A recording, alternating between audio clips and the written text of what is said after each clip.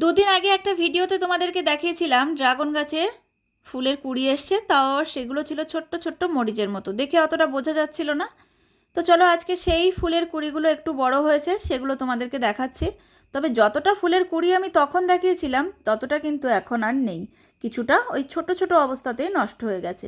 আবার এই যে ফুলের কুঁড়িগুলো দেখছো, এগুলো যে খুব একটা বড় তাও না, এই অবস্থাতেও আবারও কিছুটা নষ্ট হবে। তবে এর থেকে যখন একটু বড় হবে তখন নষ্ট হওয়ার সম্ভাবনা কিন্তু থাকবে না, এটা একদম স্বাভাবিক ব্যাপার। তবে অনেকে কমেন্ট করো ফুলের কুঁড়ি অনেকটা বড় হয়ে যাওয়ার পর নষ্ট হয়েছে, ফুটে যাওয়ার পরও নষ্ট হয়েছে, বা ফলে পরিণত হওয়ার পরও নষ্ট হয়েছে। সেগুলো কিন্তু একদমই অস্বাভাবিক ব্যাপার।